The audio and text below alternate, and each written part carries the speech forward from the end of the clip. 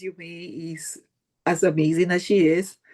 And thank you so much, Dr. Laila, for that amazing introduction. And if it is okay with Dr. King, we'll get started. All righty, yes, absolutely. Good evening, everybody. All righty, so we are going to talk this evening about what it is to be polished under pressure and building resilience on the road to dentistry. So a little bit about my background. After Spelman College, I worked for 4 years before going back to dental school.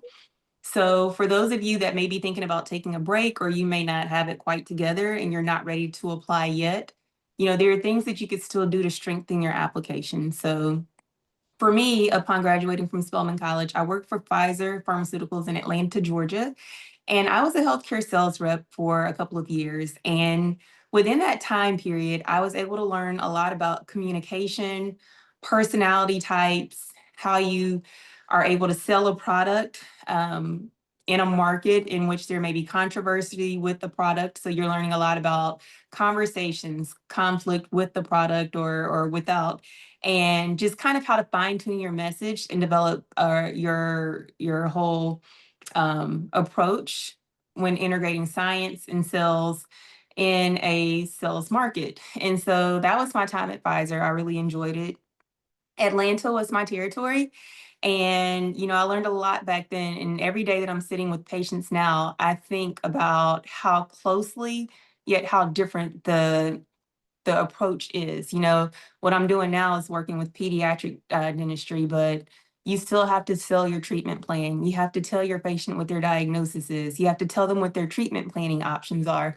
So with that, in a way, it still is sales, and every patient and parent is going to have a different personality. So again, you're working with different personalities every day. And so that time that I was with Pfizer, I was able to really fine tune those skills.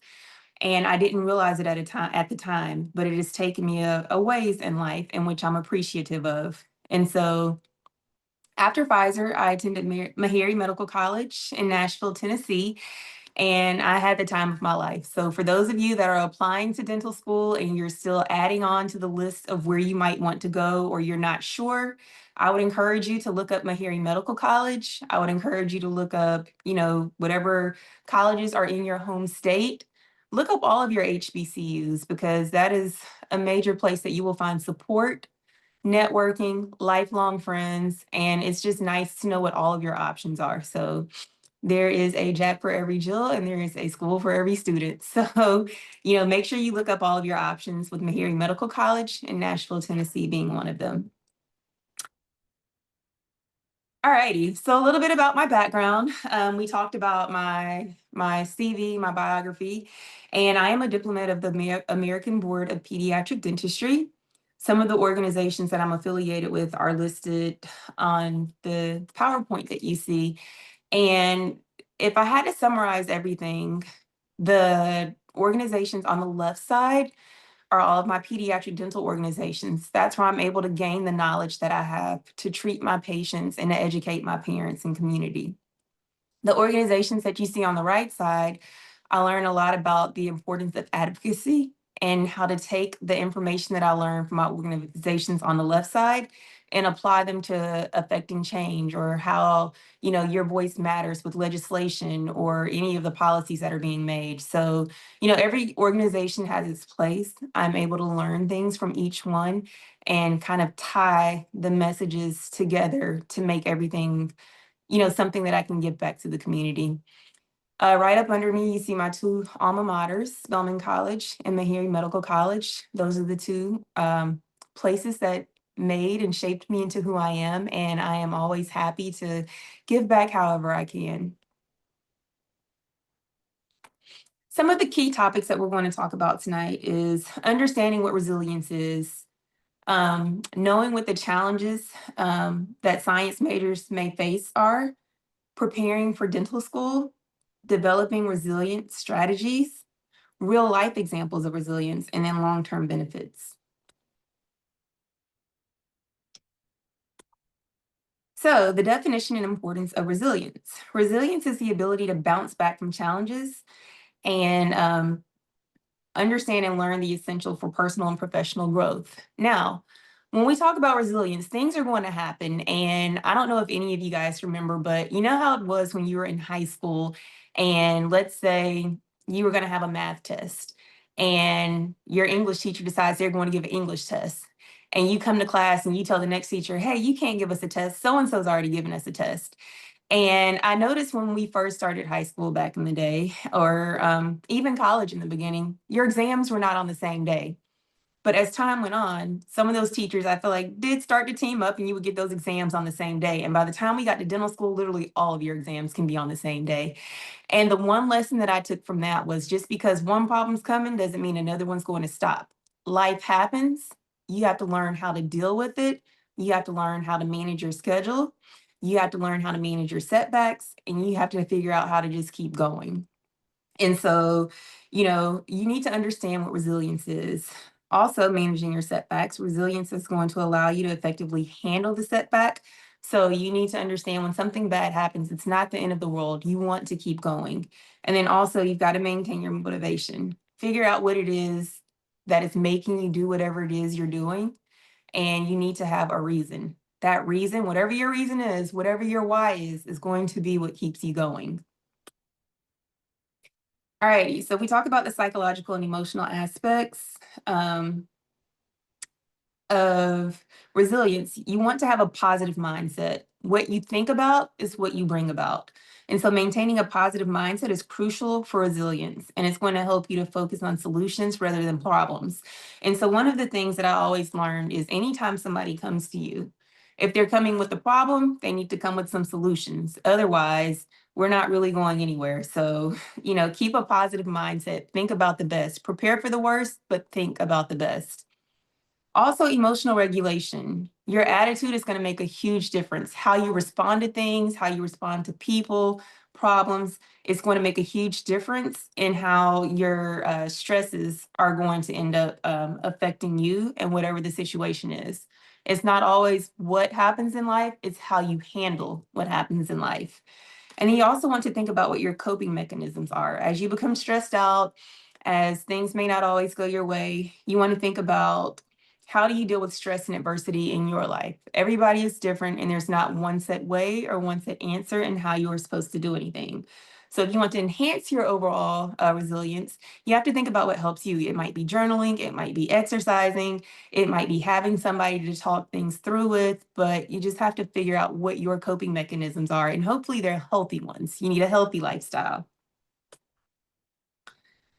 Resilience in an academic setting. So let's talk about dealing with failure. You may not always get all A's. You may not always get all A's and B's. And for me personally, I don't think I got my first C until I got to college. I was a biology major at Spelman, and that was the first time ever that, for starters, you didn't have homework every day. I would get to class and the teacher might say, read chapter 1. And so, the first time the teacher says it, I'd go home, procrastinate, and I would read, but then when I would get to class and realize, oh, she's not going to ask me about anything that happened in chapter 1. Okay, cool. Now you're saying to read chapter 2. I'm getting the mindset that you're not asking me for anything, so I'll just do it later. And, it's easy to kind of fall behind with your reading and studying in college. And so that was the first time I ever made a C. That's the first time I probably ever saw some grades below a C. And so I think it's definitely humbling, especially for me. I was a 4.0 student in high school. I made all A's, and, to get to college and finally see your first non-A in your major class it's humbling, and it sometimes starts to make you question yourself, like, I thought I was smart. I thought I had a 4.0 before. What happened here? What happened now? Is it just the teacher? Is it me? What's going on? And you have to learn how to deal with failure. There are going to be times where you're trying to figure out how to get your GPA back up. You're trying to figure out, what it is you can do different. And what I'll say in a situation like that, make sure you know who your professors are. Make sure you know what their office hours are. Make sure that you are always in class. I know people have different opinions on attending class versus not. Oh, they don't take attendance. They won't know if you're there or not. Professors know. So you want to make sure that you have a one-on-one professional relationship with them. You want to make sure that you are always present, you're visible, and that you are an active participant in class. It makes a difference. With that, you're going to later on need letters of recommendation. So as you are applying to dental school or whatever other program you may choose to go to in life, you're going to need references for the rest of your life. And you want the people that know you or are affiliated with you to have good things to say. You want to be known as a hard worker. You want to be known as a leader. You want to be known as somebody that's consistent. You're always contributing something for the overall goal. And so when you have failure, failure is not the end of the world. It is the beginning. It is a setup for you to have a better comeback. Okay, so dealing with failure, it's not the end. Adapting to feedback. Students with resilience are better equipped to accept constructive criticism, and they use it to improve their learning. So as far as constructive criticism goes, a good person that is trying to help you may not always tell you straight A's, great job. A good person is going to tell you where you are weak to help build you up to make you stronger. So you have to have a positive mindset and know that if you want to get better, you need to understand what constructive criticism is and be able to adapt to it. Don't take offense, adapt to it, take note, and figure out what is it that you could improve on? And then persistence and challenges. You want to be persistent, whether you're having difficulties, whether things are going well, just be persistent and make sure that, like I said, your professors know who you are, your classmates know who you are, be an active participant. I saw this picture and I really liked it. It's easy to look sharp when you have not done any work. So look nice, look good, do the job, but do the work. Make sure that you have a good story to come along with your application and whatever it is you're doing, and do the work, okay? Do the work. Challenges that may be faced by science majors, rigorous academic workload. You'll look over to the left. That's a photo of me my first year in dental school. And that was back when we had to build a tooth up in wax. And so it's just a little preview of what you have to look forward to for those of you applying to dental schools. When you get in, you may have plenty of first year projects that overall are teaching you what the anatomy of each tooth is. And it's teaching you to pay attention to the fine details while also building up your hand skills. So within a rigorous academic workload, it can be overwhelming. Science courses can be intense, leading to stress and anxiety among students. And one of my friends, one of my line sisters, she was at Meharry Medical College a couple of years before me. And I just remember her saying, she was in medical school. She said, medical school's not hard. It's just a lot of work. And I thought back to undergrad and I was thinking organic chemistry was hard, biochemistry was hard, everything was hard. So I'm like, if you're taking all sciences, how is it not hard? But I think she was right. By the time I got to dental school, your entire life is science. Everything from top to bottom is science. And my dad said something upon going in that always stuck with me. He said, the light might not be on right now, but when it comes on, everything is going to make sense. And so with that, I just kind of learned, like I said, go to class, do the work, pay attention along the way. And one day everything's just going to make sense. You're going to be like, wow, I can't believe I used to think that was hard. And when you take all those scientific facts that you learned in undergrad and that you see again in dental school, and you start learning to apply them to patients and procedures and treatment plans, the light just comes on and you're like, wow, I wish I could have pieced all this together much sooner. But just know it might be hard, but those pieces will come together. As far as your challenging subjects, everything's different for everybody. One of the things that I learned with looking at my classmates in dental school was what one person might take 1 hour to learn, it might take somebody else 24 hours. So you have to figure out yourself, figure out what's difficult for you, and figure out how you're going to make your way around those challenges. And so for me, I quickly learned, I don't know that I can learn anything super fast and last minute. I'm not a crammer.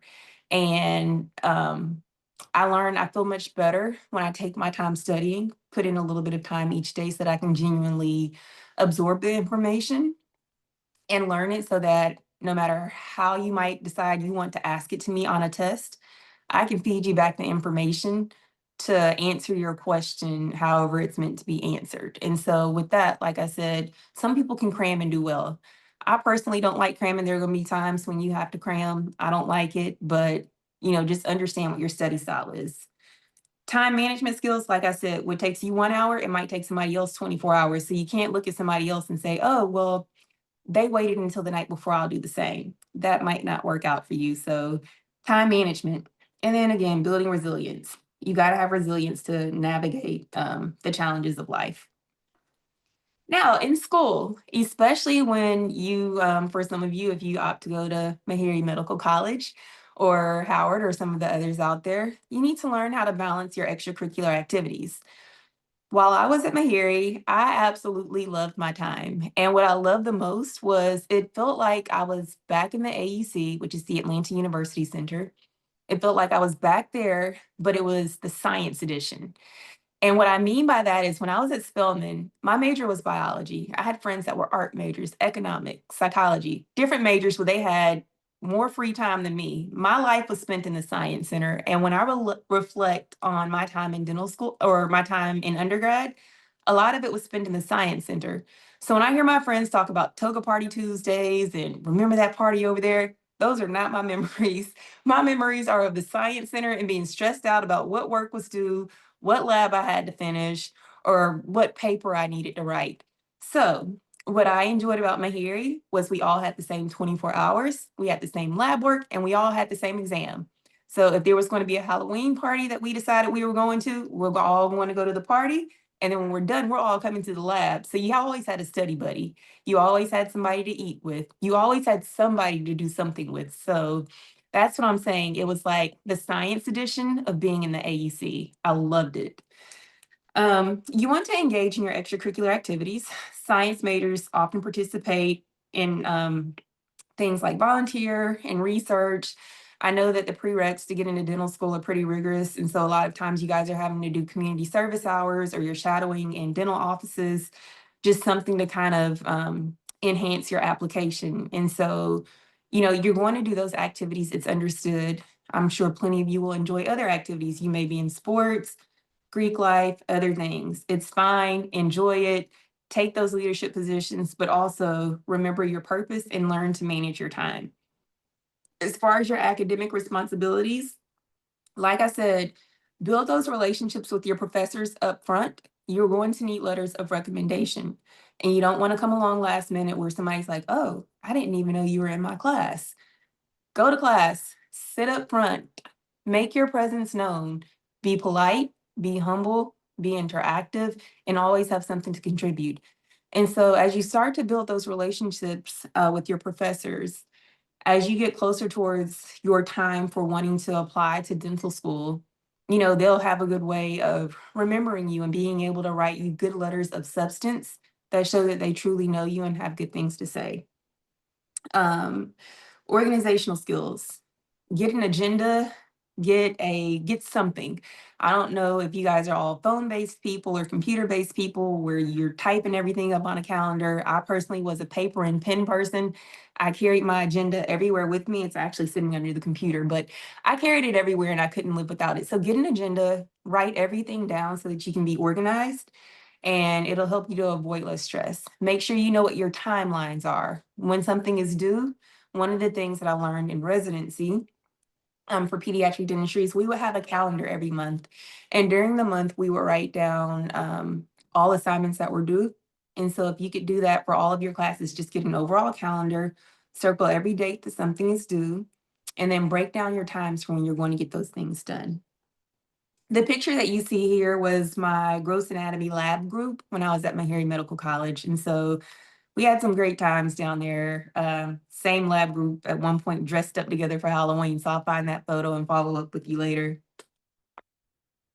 All right. So one of the other things that makes a huge difference when you are dealing with your professors, your classmates, and colleagues is your attitude.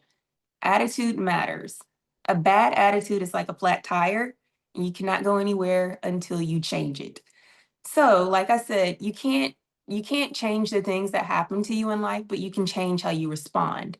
And attitude makes a huge difference. And it's a difference in professors deciding whether they want to go their extra mile to help you or not. It makes a difference in that letter you might need one day. It makes a difference when you come into the patient clinical setting, and how your patients may respond to you. For me, I work with children, so I have to handle the attitude of both the child and the parent. And so you have to be able to kind of, manage through them. Just keep a positive attitude. Whatever you do, positive attitude. And one of the other things that I've learned, especially with some of the leadership courses I've taken, is with your communication, you have to pay attention to how you come across. So you might not think that you have an attitude, but some of the things you say may come across that way. So it's not always what you say, it's how you say it. It's body language, it's tone of voice. And so I think one of the things, Snapchat kind of helped me to figure out how I sound. And I would always play with my niece on Snapchat several years ago. And I would play the videos back. And some of the times I would think, wow, I didn't know I sounded like that. That sounds like an attitude. And so you might not know the way that you sound, but in life, as you're going through dealing with other people, or you're in a sales environment, or you're in a delivering a message type of environment, you need to know how you sound. So everybody has a phone. I know you all play on TikTok, Instagram, all the things, all the grams, the books. Work on recording yourself, listen to yourself, see the way you come across so that you can, perfect your image. That way, when it's time for you to go on interview, you know the way that you sound, good posture, sit up, make sure that you would pronunciate all of your words and that you look and sound the way that you want to. And so that's one of the things that I think, just kind of working on your overall presentation can do. And as I said, attitude, you might not know the way that you sound until you hear yourself. So attitude matters. All righty, preparation for dental school, which is what you guys are all doing now. So with your preparation, you need a timeline. You want to look at the schools that you want to apply to. You need to look at deadlines. When you want to apply, you need to look at the cost of applications. And one of my biggest pieces of advice that I would give you is do not wait until the last minute. Do not wait until the last minute. Just because the deadline might say February 1st, don't wait until then. Look and see when your application cycle's open. And I would highly recommend, you want to turn in an application of substance, but turn your application in towards the beginning of your cycle, because with that, oftentimes people might have rolling admissions. If you get an earlier spot in that class, that might be your way into getting a scholarship. And so, prepare to be earlier. It's to be early is to be on time. To be on time is to be late, and to be late is unacceptable. So let's keep that in mind. All righty. For those of you that may not have looked up the dental schools that you want to go to, just know that you're going to have prereqs that are required. Those are the classes, sciences, English, math, different classes in undergrad that you have to take to go along with your application, along with your dental admissions test. And so, you take all the sciences. Some schools might be different. And so I would highly recommend you go onto the website of the schools that you're looking to apply to and just figure out what the prereqs are. Print them out, start a spreadsheet, make sure that you're keeping up with your academic advisor at school and that you are lining yourself up to take all the classes that you need in the amount of time that you need to apply to school. With dental school, you're applying almost a year early. So if you're looking to go, for most people in most cases, if you're looking to go to school the fall after you graduate, that means you're applying the end of your junior year, interviewing going into your senior year. And most people know by December, anywhere into the spring of where they're going once they graduate. So again, you want to prepare to be early with everything. So that way, if something doesn't go the way that you want it to, you have an opportunity to pivot and figure out what your next plan is. GPA, it's so much easier to maintain a good GPA than it is to bring one up. So, give it your best, work as hard as possible, get the straight A's, get the highest grade possible, because it's so much easier, like I said, to maintain than it is to try to bring something up.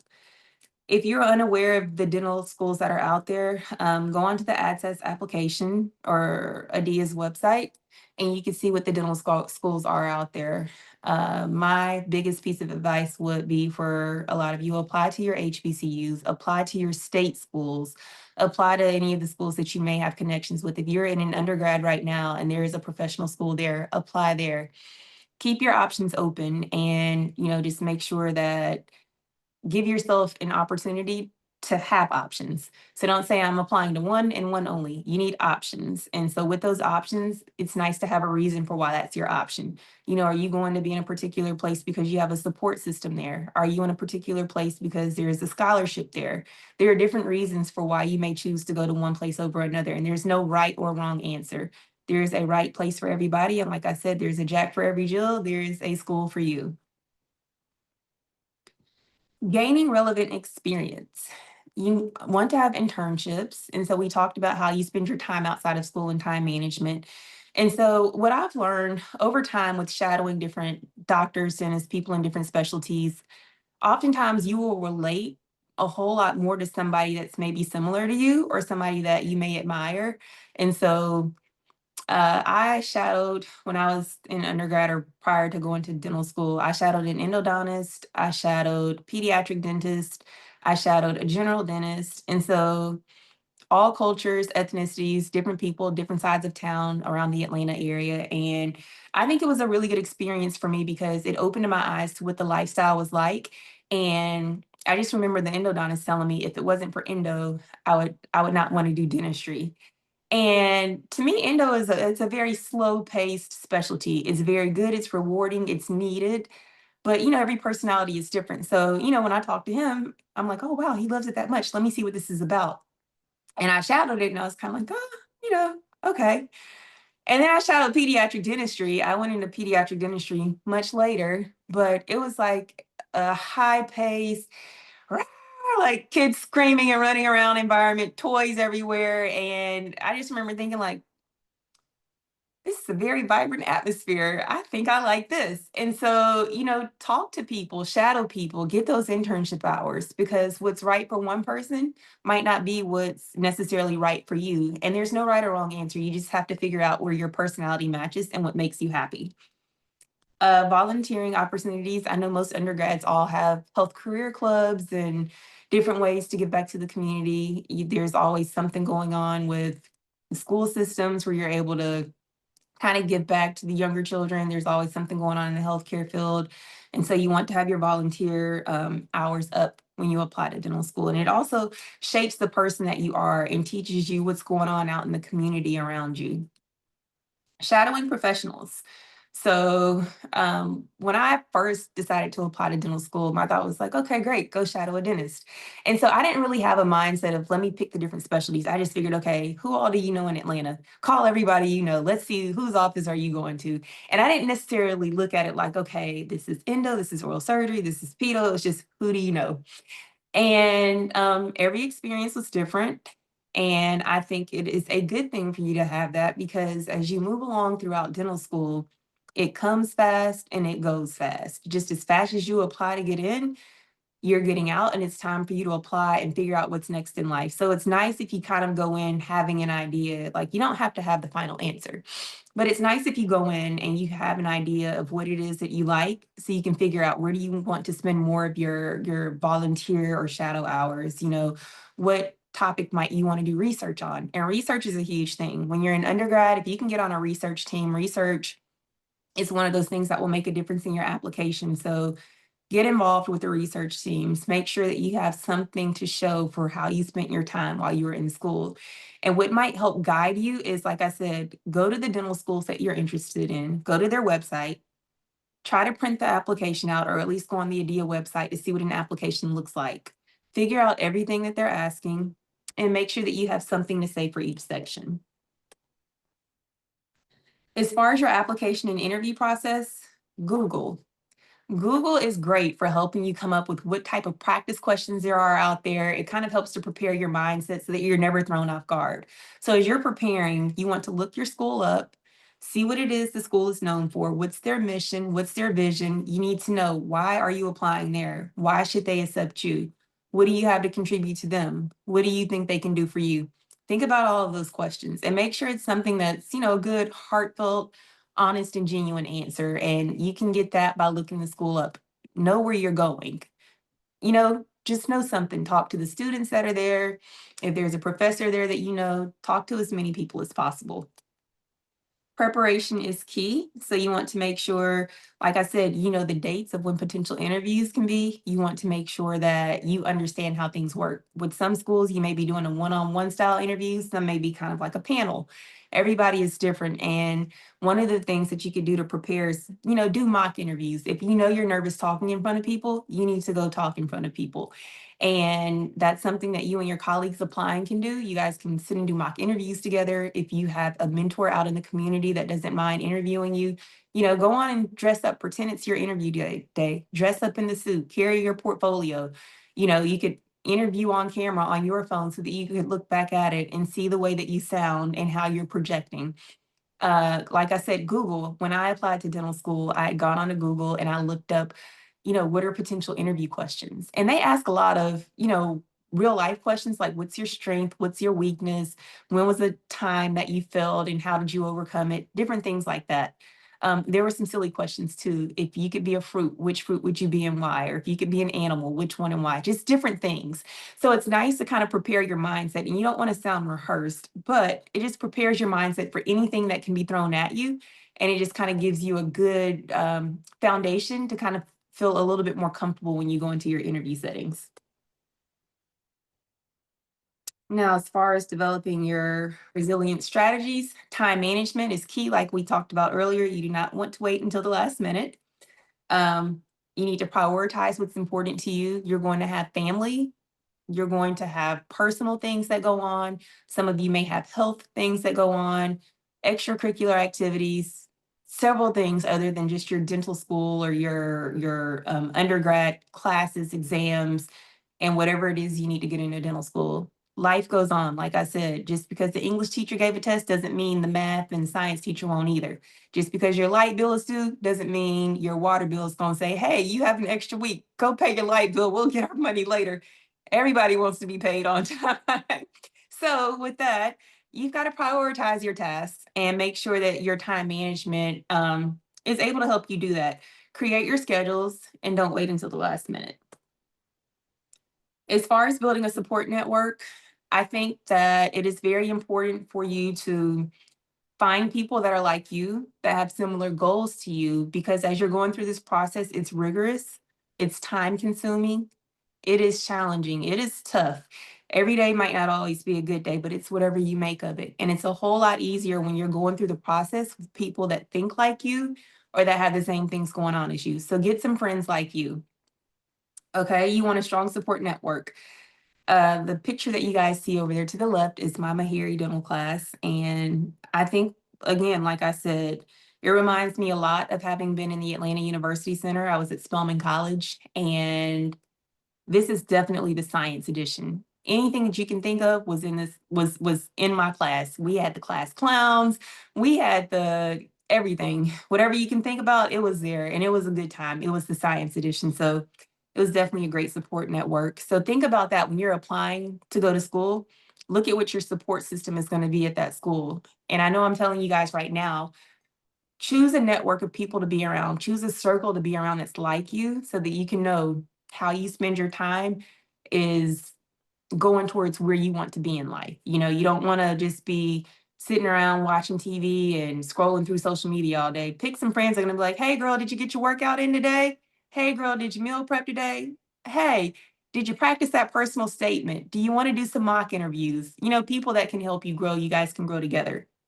As far as your role of mentors, one of the biggest things I've learned is who you have in your life makes a huge difference. The feedback you get, the guidance you get, it makes a huge difference. And when you have somebody that's prepared in life and has already kind of gone through the things that you're going through, and they're already in a place that you want to be at, those are the people you want to have in front of you. It's nice to have a mentor that looks like you, and it's just as nice to have a mentor that doesn't look like you so that you can get the perspective from both sides of the street.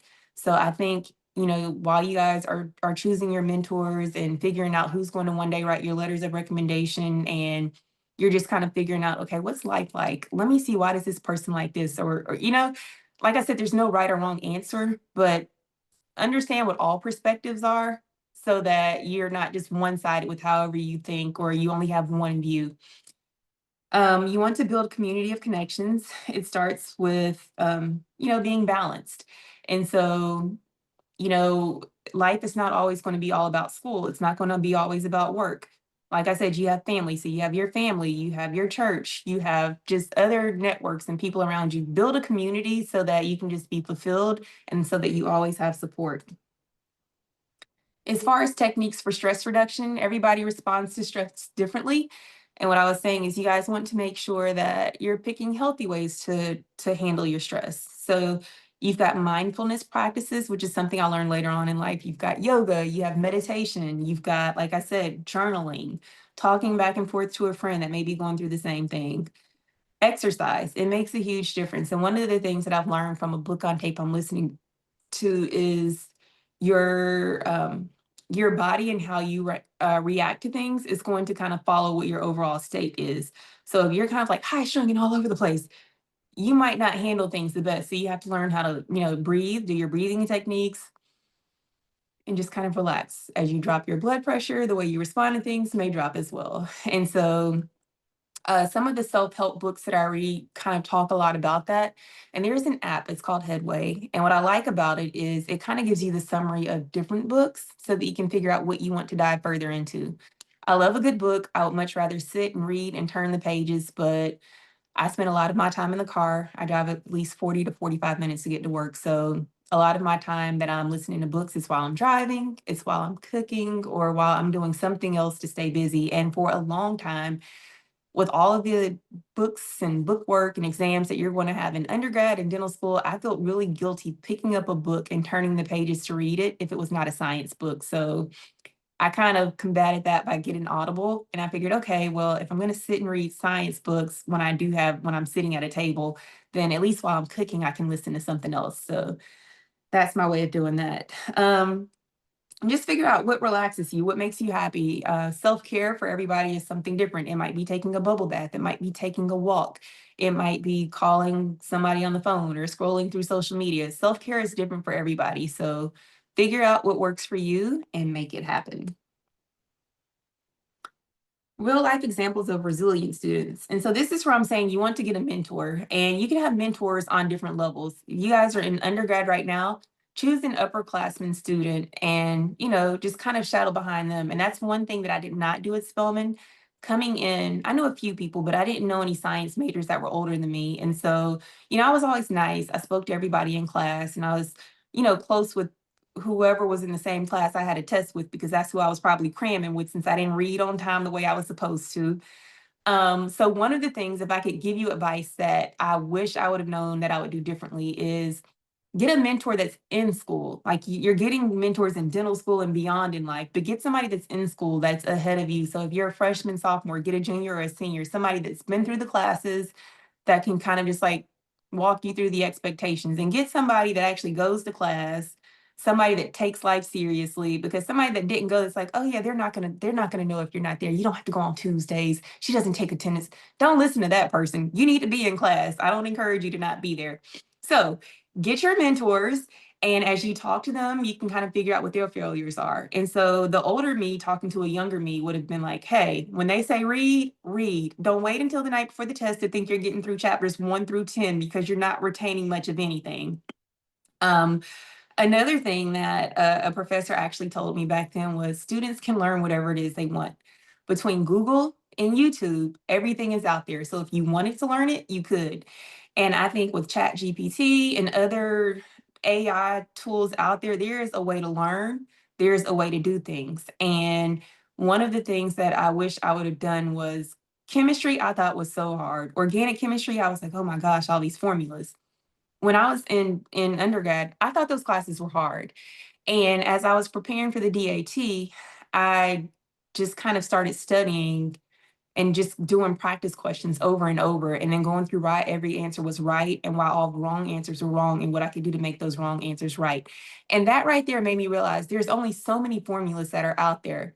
And so knowing what I know now, I wish I would have poured more time into better study techniques instead of just trying to memorize whatever the book said or whatever the problems were that the teacher gave. Like, figure out the study technique, because if you can figure that out, you can dissect any question you want. And I promise you, by the time you get your time management skills for taking a test together, your score will go up. So, talk to people. With challenges, figure out how people overcame their challenges, what they may have done wrong so that you don't make the same mistakes. determination, all those things, matter for you getting to where you want to be. Transition, life is going to change. What you did in high school does not work in undergrad. What you do in undergrad may not work in dental school. So you have to be adaptable to change. You have to learn how to overcome adversity. Every professor may not get along as well with you. Every student you may not get along well with, but just learn how to have a good, humble, positive attitude. Be polite to everybody and just know, okay, it's not the end of the world. If it's a class that you don't like, start a countdown. Just know, get your syllabus, print it, do everything it says, be early if you can for whatever is due, and just be the bigger person with whatever it is you're doing in life. We keep talking about time management and seeking support. Office hours. Figure out what your professor office hours are. If there is a problem, don't wait until the day before the test. Don't wait until the day before the grades are due. Go from day one. Introduce yourself. Tell them what it is you're looking to do, so that way they at least have a good working memory of you, especially knowing you're going to want a letter of recommendation in the future to go to school. As far as inspiration and motivation, everybody has their reason why. You have to choose your reason why and let it continuously inspire you. It's always fun to have new sources of motivation. For some of you guys, it might be lifestyle one day. It might be freedom. It might be, just knowing you're the first in your family to get to where you are. There are different things that inspire and motivate different people. So figure out your reason why. And one of the things that you can do that might be even fun with some of your network is do a vision board together. Figure out where it is you want to see life 1 year from now, 5 years from now. And I'll never forget, in dental school, I don't think I had a vision board. I was just making it through. I was involved in a lot of activities. I loved it. Like I said, it was the AUC Science Edition. And I'll never forget, one of my study buddies, every time we would go to the library, she would have this index card, and it would have how many credits each class was worth. And at the bottom of it, she had OKU. She wanted to be in the Honor Society. And at the time, I was just happy to be there in school. That was not on my list, but it was on her list. And I would sit there at the table and listen to her talk about this honor society and how many credits each class was worth. And I would just, say, good for you. Did I care about being in the society? At that time, I wasn't. Looking back, I wish I would have thought more like her. When I studied, because I studied in dental school, I studied hard, but I studied based on what I liked. And so if I liked one class more than another, or there was a topic that stood out to me more than another, it just got my attention. I wanted to dive all in. I wanted to learn every little detail. It was an easy way to distract me. And my classmate that I studied with would say, girl, why are you still studying that? That's 1 credit, or that's 2 credits. This over here is 8 credits. And the 8 credit class, I'm kind of like, I mean, it's not hard, but that's not where I wanted to pour all of my time. And looking back, as much as I sat at the table with her, I should have taken her advice. And if I would have done everything she did, I probably would have been OKU as well. But I did not. I studied what I liked. Now, the lesson I can say that I took from that was later on, as I went back to specialty residency, you have board exams. And I call my life the second time around. The second time around, when it was time to sit and pour time into studying and things like that, I learned to study, pour more effort into what weighed more. And so every time I studied for board exams, I just thought about, my classmate with that index card, like, girl, are you still looking at that? That's not going to weigh put that much weight on your GPA. And it mattered. And so, make sure you read, make sure you have your motivation, your inspiration, have good people around you, have people that can kind of lift you up and guide you in the right direction, especially if you're not thinking properly.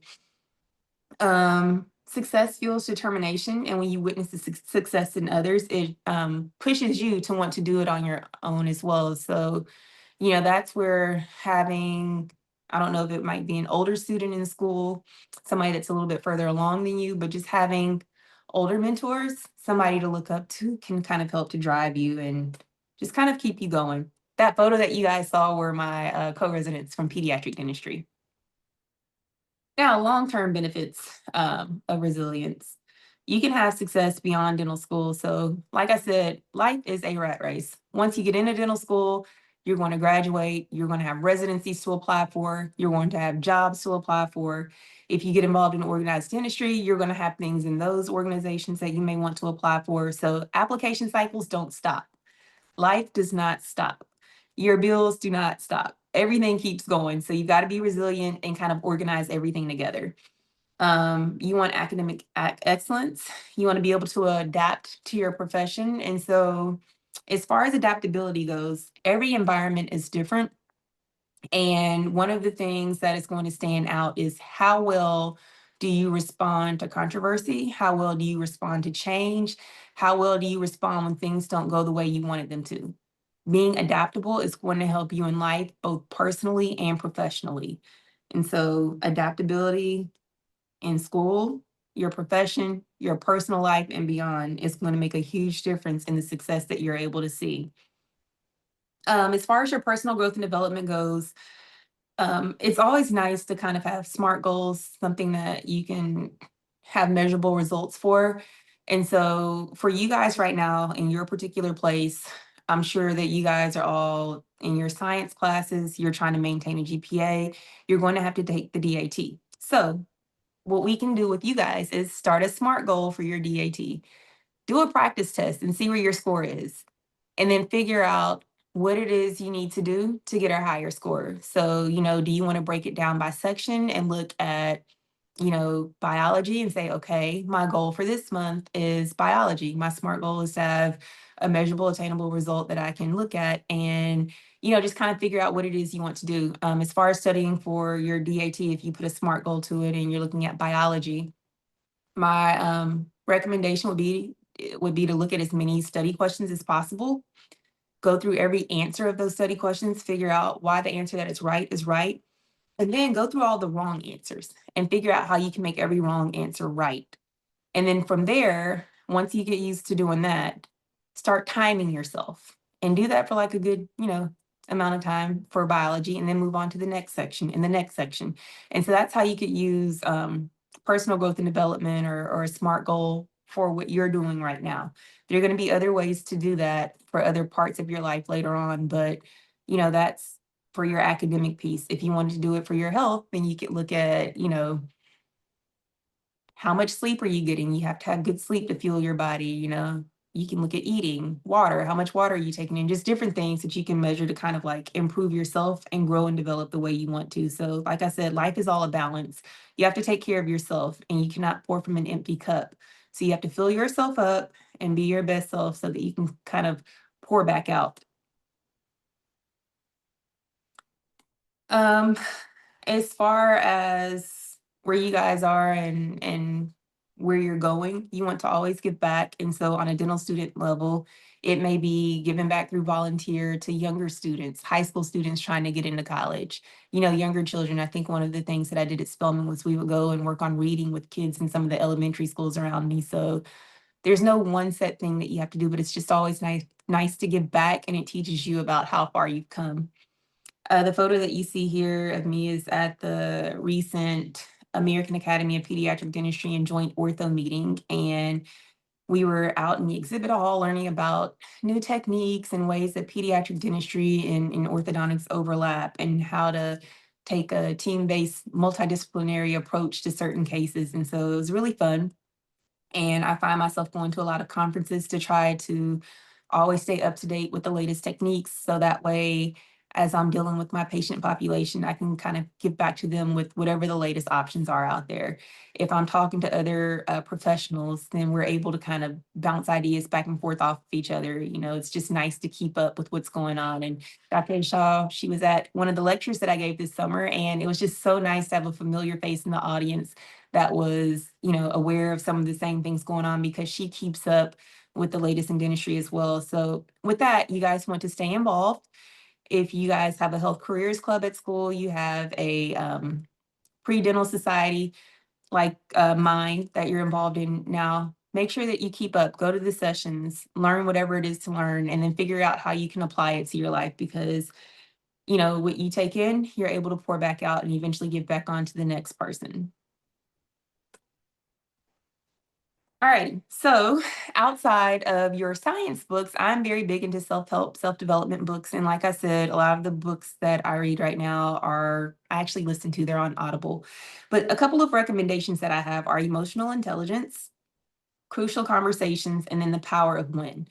And the reason why I'm going to recommend these is because communication is key. Whether it is something going on in your personal life, you're trying to talk to a professor, you're going through your interview sessions when you're trying to get into dental school. Let's say you move on to dental school and you now have patients. You have to learn how to talk to your patients. Communication is key. You need to learn how to read the room. Just because you feel a type of way about something doesn't mean it's always the right time to say something. And so you need to learn how to read the room, learn when it's time to speak up, learn how to communicate your message. Like I said before, it's not always what you say, it's oftentimes how you say it, the tone of voice, eye contact, body language. And so, it's just nice to figure out what are all the ways you could say whatever it is you want to say and to get your message across in the best way possible. With crucial conversations, I really like that because it teaches you how to have hard conversations. And, life is not always going to be roses and flowers and all of the fun things. So you have to learn how to deliver feedback to somebody. And then also that book to me teaches you how to accept constructive criticism, because the same way you might have a hard time delivering a message, somebody might have a hard time giving you a message. And so understanding how to accept that criticism and take it to move forward will make a difference. The Power of When has a lot of quizzes in it. And with that one, I liked it because it just kind of teaches you what your personality is, when the best time for you to have certain conversations might be. It teaches you if you have, a boss or somebody that's, kind of over your position, then, when to have conversations with them and how to kind of direct your communication. And so, like I said, whatever you do in life, communication is key. It is the key to everything. And then, like we talked about, adaptability. This is an easy read. It's quick. I actually read the book and a friend recommended it to me years ago. And the reason why is, for me, I'm a very routine person. I like doing the same thing. I will eat the same thing every day, go the same way every day. And to me, if it's not broken, why fix it? I'm going to do the same thing every day. And I think there is a time to have that mentality. Like if you're studying, keep studying. But sometimes you have to figure out, as life changes, how do you adapt and change with it? And with this particular book, I'll give you a brief synopsis. It's about a mouse in a maze, and the cheese is in one set place, and there are a couple of mouses. One mouse always takes the same route and gets to the cheese really fast. The other mouse takes different routes and does not get to the cheese as fast. And then one day, somebody moves the cheese, and the mouse that's used to going the same way all the time has a very hard time adapting because their routine is finally thrown off. Whereas the one that's used to going different ways every way doesn't care. They're not frustrated because they go a different way every day anyway. And I think everybody is different, and learning how to be adaptable to change is a huge learning lesson in life. And this book was great for me because I was probably not the best with change. I didn't like change. And I think it just kind of changed my overall thought process on life is going to change. You have to adapt with it and not let it like throw you off guard. So that makes a difference. And I have a couple of other things that I wanted to talk to you all about. As far as tips for thriving under pressure, preparation, like we talked about, is your power. When you're prepared, you feel less pressured. So preparation is your power. 2, you want to look at stress as a challenge and not a threat. And when you're able to overcome that challenge, it helps you to grow as a person and just kind of feel a little bit better. So, like I said, life is going to have its challenges, and just look at it as something that's going to make you stronger, and it's not necessarily a threat. Lean on your people. We talked about having a good support system. The main crew, your circle that you have around you, who you spend your most time with right now, needs to be the people that are doing something similar to you. You can't have the people that are just hanging out all night and, oh, I don't have classes till 12. I only go to class twice a week. You need to pick people similar to you with schedules like yours to be around, because you guys will relate a lot more and push each other. So lean on your people and keep a good, strong circle. Okay. You want to reflect often. Growth happens when you are able to process what your pressure taught you. And so that's where having a journal will help, or, your bucket list or your goal list. And if you just kind of look at it each month, or even your vision board, look at it and see the things that you once prayed for, the things you once really wanted that you finally got to. And it will just kind of help you to realize, while you may have stress, you have pressure, being resilient has gotten you to achieve those goals, and it just kind of pushes you to keep going forward. So you want to reflect often and look at the successes that you've had from being resilient. Now, we talked about being polished under pressure. Let's talk about how pressure polishes you. With your resilience, you are learning how to bounce back from setbacks. You are learning how to keep going. And like I said, you're going to have setbacks in life and during different time periods. And I think everything happens for a reason. And with those setbacks, just know, I think somebody told me a long time ago, a setback is nothing more than a setup for a better comeback. And if you look at a lot of people that are successful or things are going well or they're in their own, world of success, there were plenty of failures that probably happened until they got to where they wanted to be. You may not have seen it, but just keep going and you will one day get to where you want to be. We talked about adaptability, learning how to think on your feet, learn how to pivot. Don't let something bother you because it didn't work out. Just know that God had a better plan. So learn how to pivot, be adaptable. And if you have not read Who Moved My Cheese, get it, read it. It's a fun, quick read. You won't regret it. Confidence. When you survive through moments of pressure, it helps to make you learn to trust yourself and you become a lot more confident in knowing whatever it is, I can get through it. I can make it through. And then clarity. Pressure is going to get rid of your distractions and it's going to help you focus on what really matters. So you want to have clarity.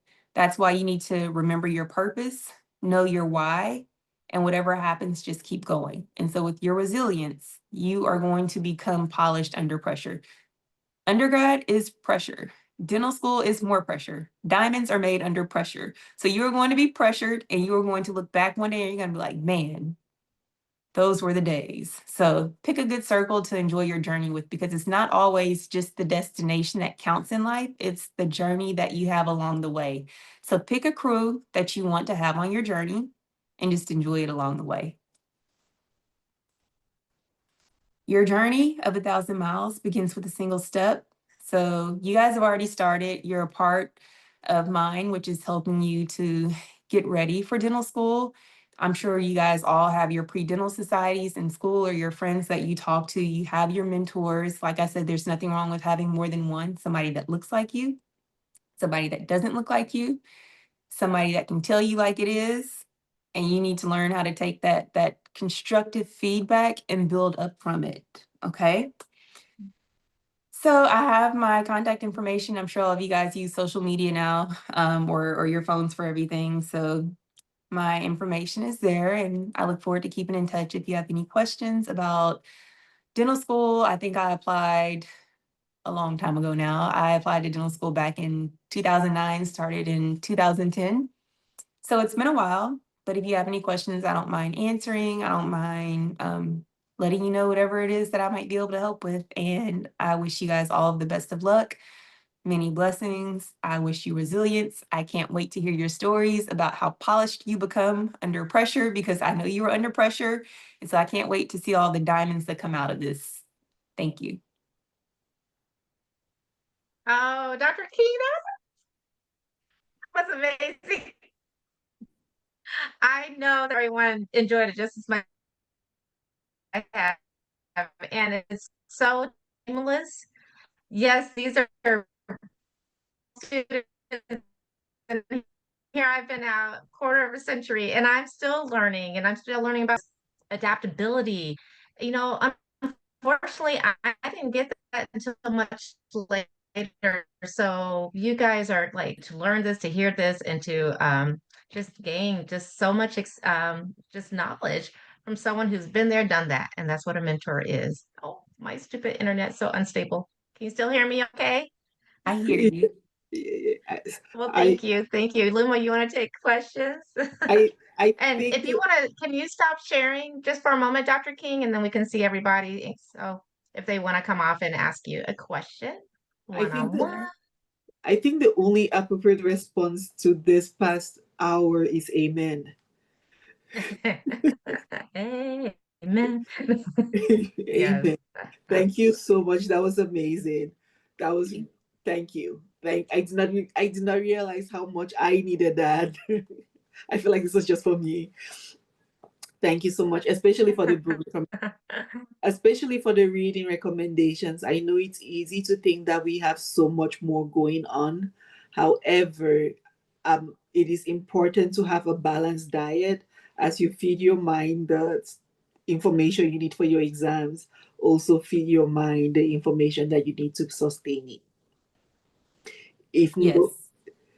if anyone has any questions, this is your chance. I feel like she asked every question I could have and answered it already. Does No questions? I know they'll come. I usually think of things later. I know. Yes, yes. Feel Well, free. while you're, I'm so sorry about the internet, 'cause all my kids are on at the same time with on a Zoom meeting as well. Just put your hand up if I start breaking up and I'll turn my camera off. Okay. I'm okay right now? Yes. Okay, while you guys are thinking for questions, when you were just talking about planning, of course, don't wait till the last minute and you're studying in groups. I wanted to just also highlight that you can really take advantage of AI like ChatGPT to help you if you feel like there's so much I got to do to study. I don't know where to start. And then you waste half an hour to an hour just trying to figure out what you're going to do. You're almost procrastinating because you seem overwhelmed. I had shared this one prompt with a mentee.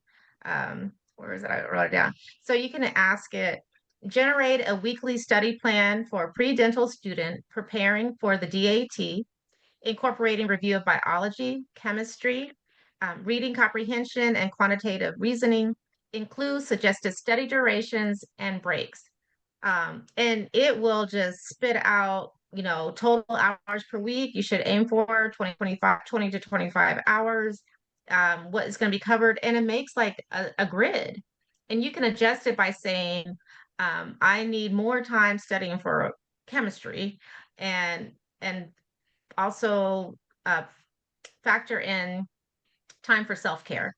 And so just use that, and then you don't have to like stick to it, but at least it gives you a little bit of guidance. And time blocking is so important.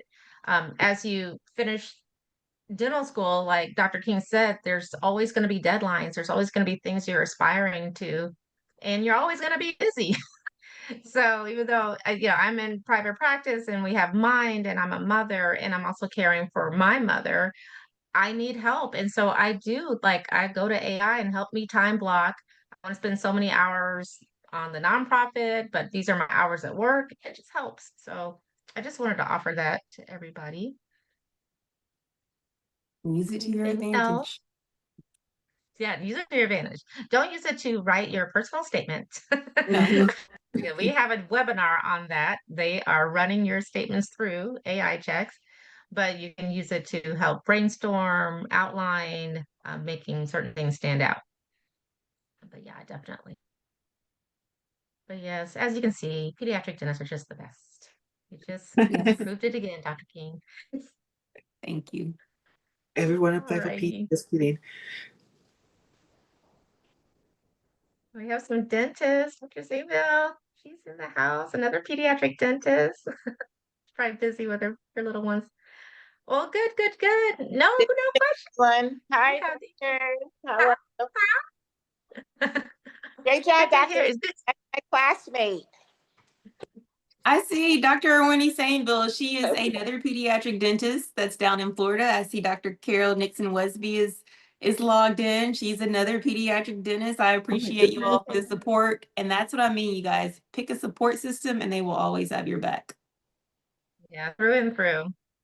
Well, great, great, great. Well, we want to respect your time, Dr. King. I know it's super late Eastern Standard Time.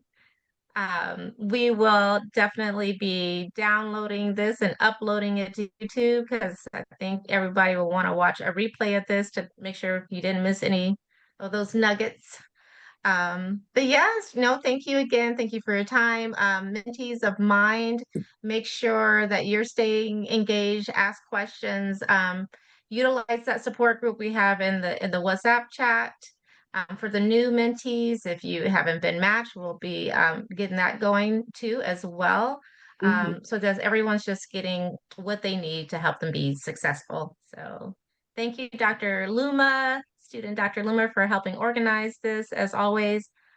And also coming up, we are working with ADIA, We're going to be collaborating with them to offer, as Dr. King brought up, go to ADIA to see what the dental school admissions requirements are. That it's going to be a great resource. So they're going to maybe, perhaps we're working out the details, offer it as a benefit of being a registered MIND mentee. So that's coming up, and they're going to do a webinar for us as well. One of the leaders of ADIA will come and give some tips on applying to dental school. So stay tuned. And thank you. Thank you, Dr. King, for inspiring minds, careers, and communities. And we'll see you guys next time. Have a great evening. Thank you so much. Thank you, everyone. If you do think of a question after, do make sure to put it in the chat and we'll find a way to get Dr. King to respond for you. Thank you, everybody. Have a good night. Night. Thank you.